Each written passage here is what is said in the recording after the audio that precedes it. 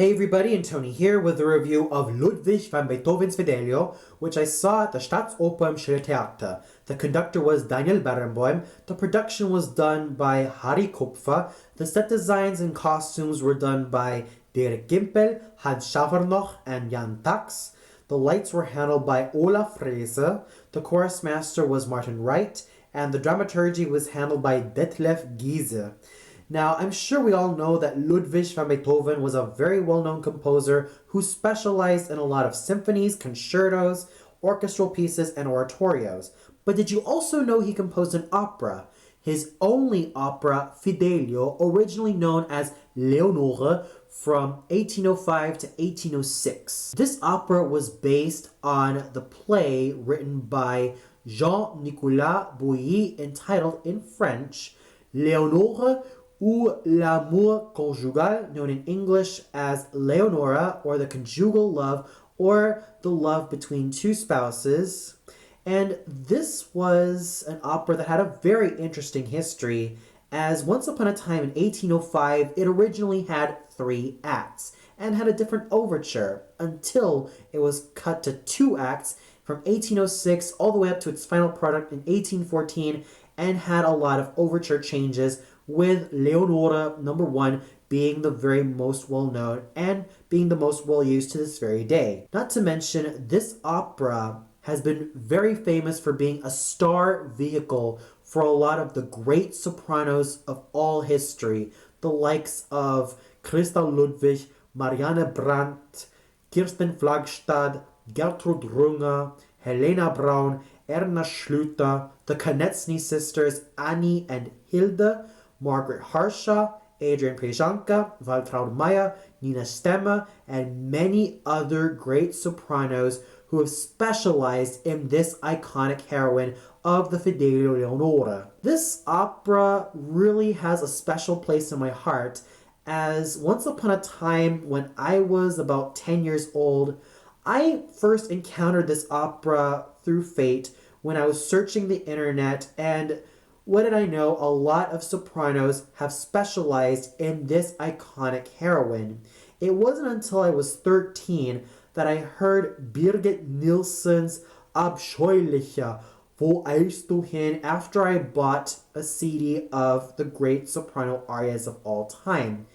It was my first introduction to this particular opera, and when my father and I were vacationing in London back in 2007, we also saw a production of Fidelio at the Royal Opera House starring Carita Mattila, Hendrik Wottrich, Robert Lloyd, Eric Halverson, Terje Stensvold, Eilish Tynan, and Robert Murray, and I thought it was a very great introduction to the entire opera. And during my vacation in Hong Kong with my father and my brother, I bought the Fidelio DVD starring Waltraud Meyer and Peter Seifert as the main heroes of this opera, and I actually loved it better than the 2007 production that I saw, mostly because I'm a major fan of both Waltraud Meyer and Peter Seifert.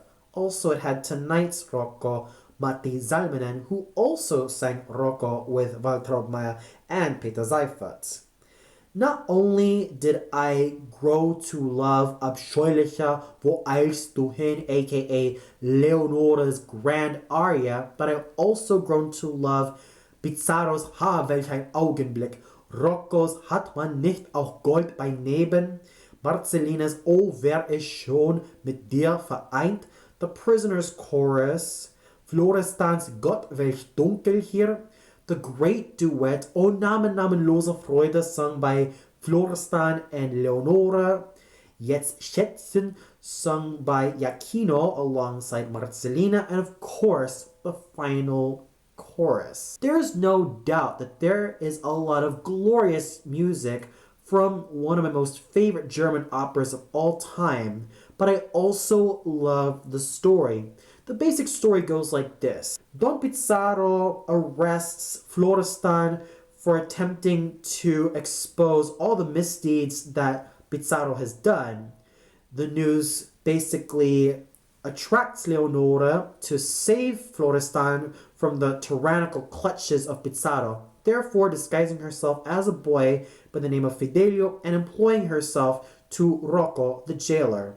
At the same time, his daughter has a major crush on Fidelio, who unbeknownst to her is actually Leonora. And also at the same time, Giacchino keeps on professing his love for Marcellina, but she just keeps rejecting his advances. And poor Giacchino pretty much has to deal with the competition that he has with Leonora disguised as Fidelio. At the same time, Don Pizarro enters and wants his revenge against Florestan. This further leads Leonora to be as determined as possible to save Florestan from Pizarro's clutches, and once she reveals herself to be Florestan's wife, she threatens to shoot him, and husband and wife are reunited. Don Fernando also comes to Florestan's rescue as he recognizes Florestan as his closest childhood friend. Don Pizarro is led away to prison, and the opera ends with general rejoicing. What's also very interesting is the name Leonora uses, Fidelio, which comes from the Latin word fide, which means faith. This highlights the faith that she has in her goal, the love that she has for her husband, the loyalty that she has for him, and that undying and unconditional love that she is willing to give to him and is so willing to rescue Florestan from tyranny and oppression. This definitely plays a major theme of this opera, not only about freedom, but also about love, forgiveness, and faith. While Pizarro represents revenge, Leonora represents the light of humanity, forgiveness, and love, which makes a great juxtaposition between these two characters, through Leonora being on the good side and Pizarro being on the side of evil, and with Rocco being on the side of neither good nor evil, but mainly being in the middle. So this is definitely a very great story, which I managed to get myself engaged to, and the characters are equally as engaging, which is no surprise as this opera, as I stated before, is one of my most favorite German operas of all time. And now we get to the production, which is quite interesting, but is quite jumbled. What makes it quite jumbled is that even though it follows the libretto really, really well, it's just that it had a lot of concepts which were sort of all over the place. The opera starts off with all the characters looking at a great concert hall, but then the backdrop falls, and then we are treated to a huge gray mural with words being inscribed on there. The major standout being Freiheit, meaning freedom. And the costumes were also quite interesting to look at, even though they were quite plain, and even though they didn't really stand out, they were still quite lovely in their own special ways. And I especially like Don Pizarro's costume, as he really had a sense of elegance and power. And even before the opera started, we are then treated to a piano alongside a porcelain bust of Beethoven's head, to symbolize that this is basically Beethoven's work, and this is one of his most famous magnum opus of all time. So while this production is quite interesting, it is quite all over the place, as in, is it trying to be a play within a play, or is it trying to mesh those two concepts together? Whatever it felt like it was quite all over the place, even though it followed the original libretto really, really well. And now we get to the singers, starting off with our main heroine, Leonora, sung by the fabulous spinto soprano Camilla Nylund. Leonora is one of the most iconic roles for a true dramatic soprano. Before the likes of Brunhilde, Isolde, Elektra, Turandot, the Dyer's Wife, Amneris, Eboli, Venus, Ortrud, Kundry, the Wozzeck Marie, and a lot of the great dramatic soprano roles and even mezzo-soprano roles were major tests for many a singer. Leonora was considered to be one of the most challenging roles for the soprano voice of all time. You really need to have a lot of versatility. Not only do you need to have the piercing high notes of a Brunhilde, Isolde, and Electra, but also the fine middle notes of an Eboli, Venus, Ortrud, and Kundry, and also the low notes of an Amneris.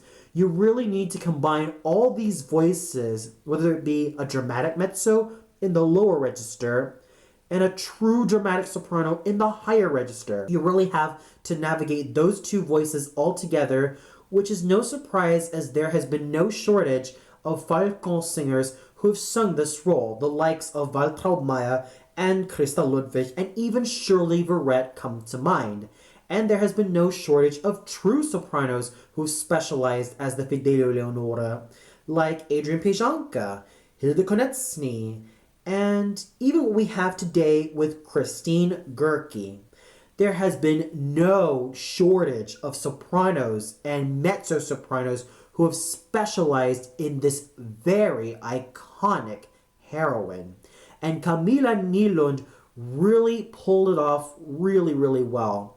She was a very committed performer. She threw herself into the role, which is no surprise as she has sung the Fidelio Leonora for quite some time. And even though I would have loved to have a more metallic and steelier and richer voice to sing this role a la any singer who has done the likes of Amneris, Eboli, Isolde, Electra, Brunhilde, Ortrud, Venus, and the Wozzeck Marie, I still have to salute Madame Nylund for everything she had to offer.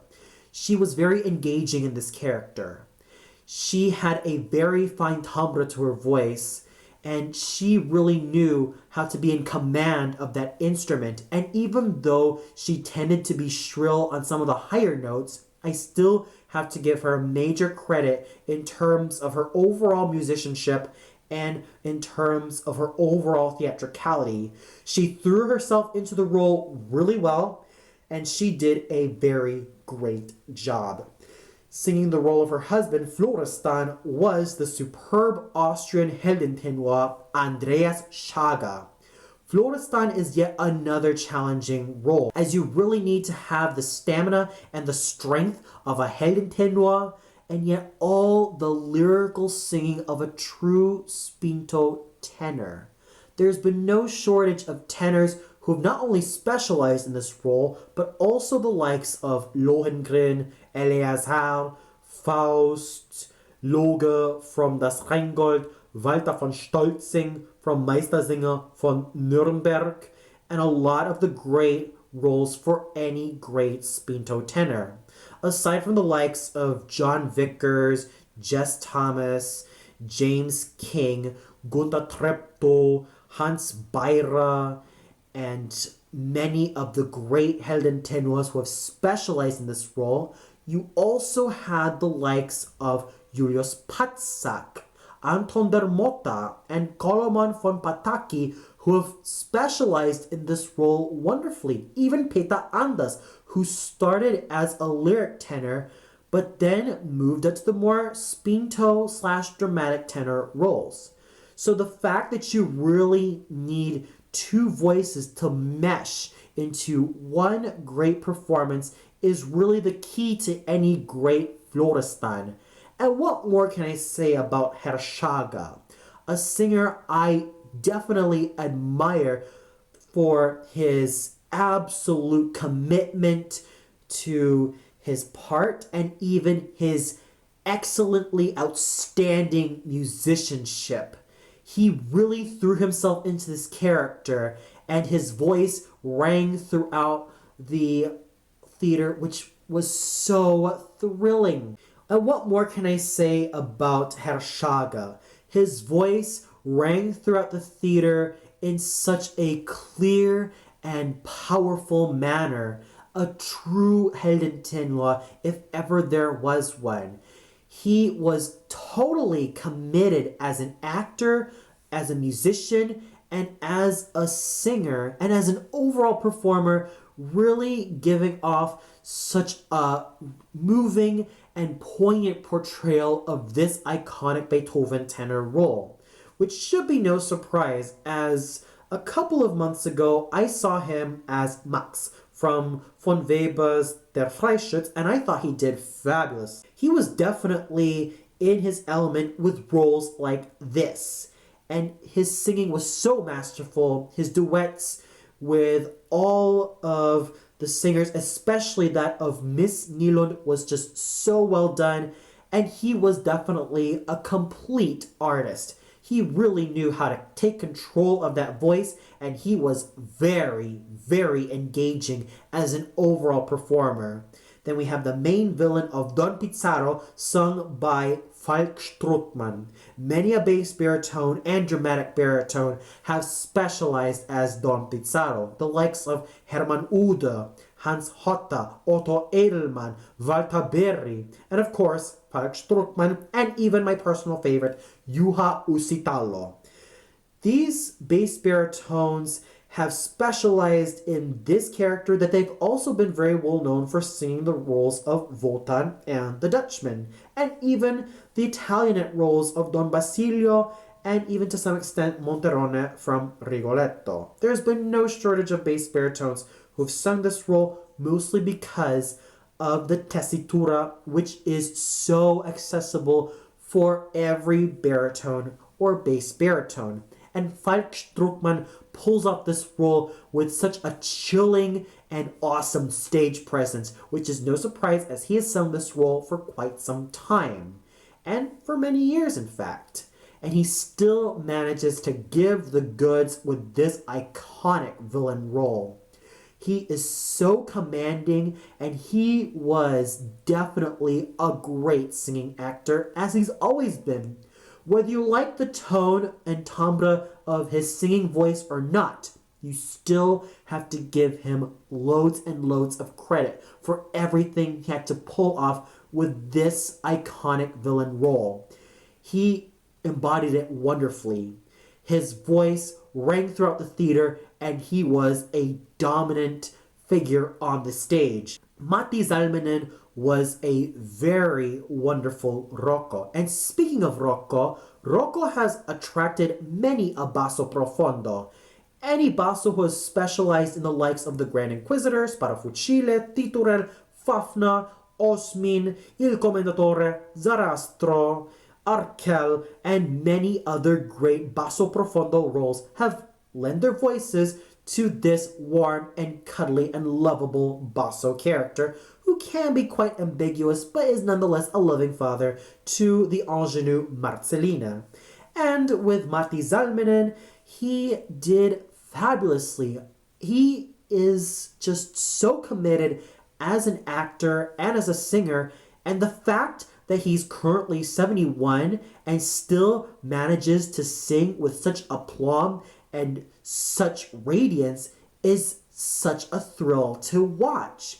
I am just astounded at just how much longevity this gentleman has, as he's been specializing in a lot of the great basso profondo roles, from the Grand Inquisitor to Boris Godunov to Gurnemans to Titurel to Hunding to Hagen to all those really, really great roles which are tailor-made for him. And then we have the role of Don Fernando, sung by Roman Trekel. Now, Don Fernando is quite a small part for many a great bass baritone or even a basso cantante, though there's been no shortage of dramatic baritones who have sung this rather small character part as well. Me personally, I always love it when I hear a great basso cantante sing this role.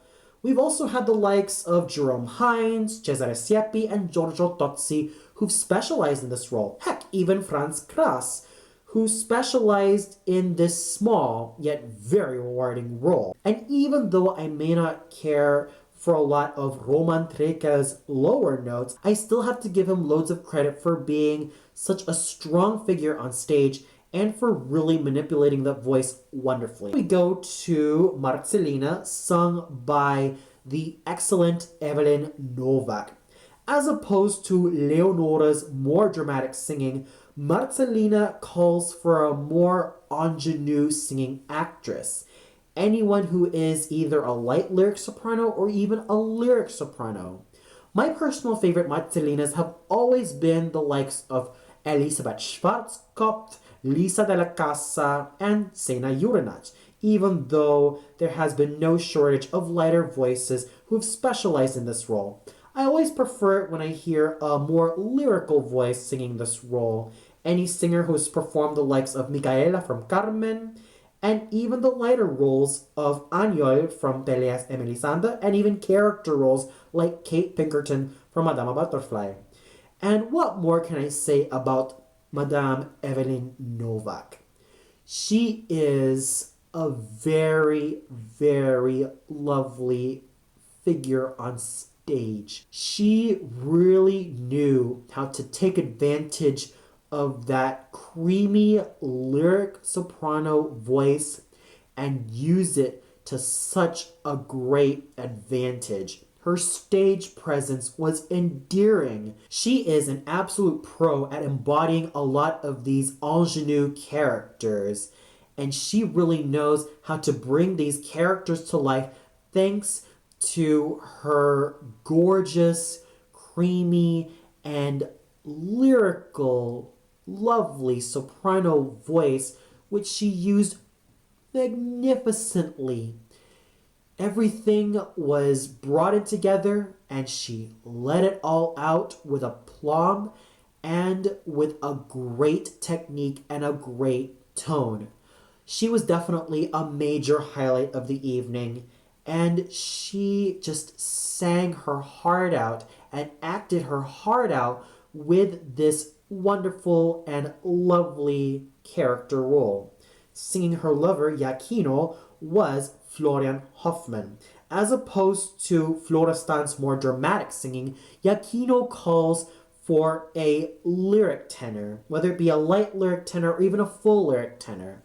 Fuller voices like Rudolf Schock have also specialized in this superb part, and there's been no shortage of light lyric tenors who have specialized as Iachino, the likes of Franz Fehring and even Anton der Motta before he transferred to Florestan. In fact, what I've noticed is that a lot of great Iachinos and Marcellinas have also transitioned to Florestan and Leonora. And what more can I say about Florian Hoffmann, a singer I've been following for quite some time? He has a very superb lyric tenor voice which he used very well, and he sang excellently. Special kudos also has to go to the two prisoners sung by Jean Hack Mock and Bernd Grabowski, who sang superbly along with the chorus, and everyone did magnificently. So overall, everyone did wonderfully. There was a great amount of collaboration, and everyone was a star in their own special way. And the conducting done by Daniel Barenboim was absolutely masterful. So overall, despite my mixed feelings about the production, and despite my feelings leaning towards I didn't really care too much about it, I still have to give all the singers, all the chorus members, all the members of the orchestra, and even Herr Barenboim himself a great amount of kudos for working really wonderfully together and for making this evening very wonderful. Well, that's all for now. Be sure to tune in tomorrow for my review of Dvorak's Rusalka at the Komische Oper Berlin. So until then, good night everybody.